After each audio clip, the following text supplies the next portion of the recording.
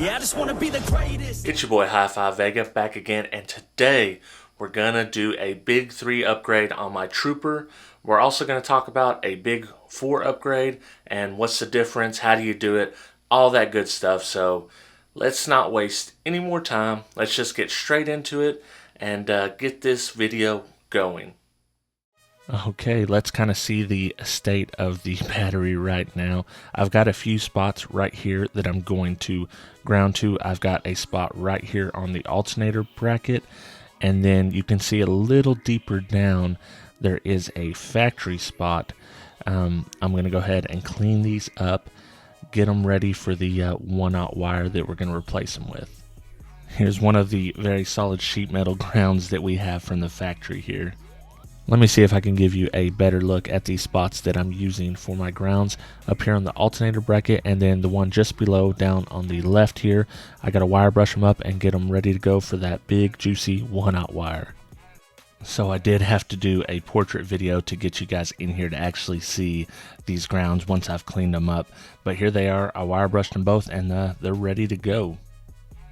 Now, once you've made your connections, you're going to want to go ahead and spray something, whether it be a flat black or a clear coat, something to protect the metal after you've scraped it down to bare metal.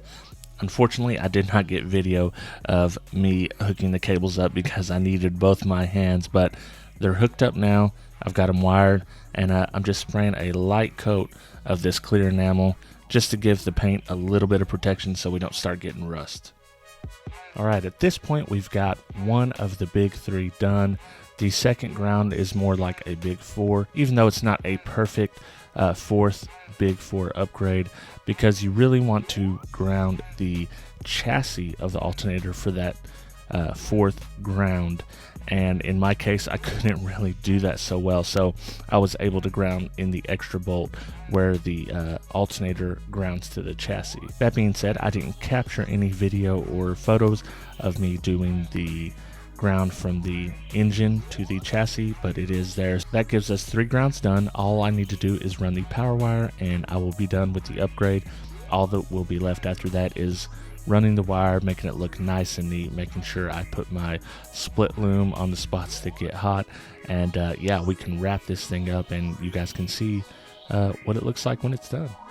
The power wire on top of the alternator is almost completely inaccessible from the top of the engine bay, so what I ended up having to do was go through the fender well, and that made it much easier. As you can see, I've already popped the top off here, and this little lining easily lifts up, gives me really nice access to that wire right there. All I need to do is go ahead and take that off, make my cable, and I'll be ready to make that connection. I've got it all connected up now. I've got my split loom in place. It's just a matter of tidying wires up and hooking up the battery terminals.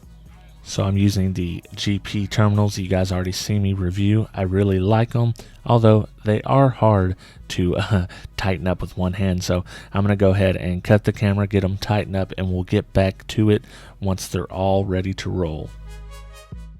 Just like a maverick, watch me ball out like a maverick. Just like a maverick, watch me ball out like a maverick.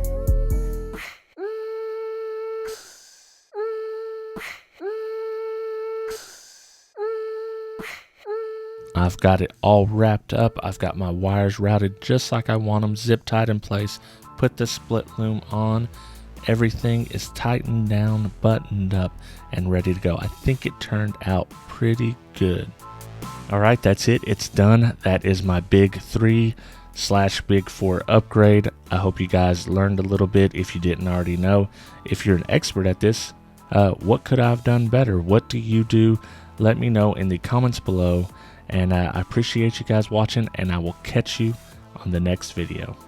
Shout out to all my Patreon supporters, but I want to give a special shout out to the $6 or more members: 2001 Monolithic, The Third Era, G Nava, Joaquin Juarez, Paul Smith, Byron Chambliss, The Cardio Guy, Jason Zemer, Travis McClendon, Brandon Hanna, William Berg, Boxboy Audio Sound Solutions, and Jesus Tires. For as little as $2 a month, you can join the team and get exclusive Patreon-only content not available on YouTube. So if you want to help your boy out, check me out at patreon.com/Hi-Fi Vega. Oh, oh, oh, oh, oh.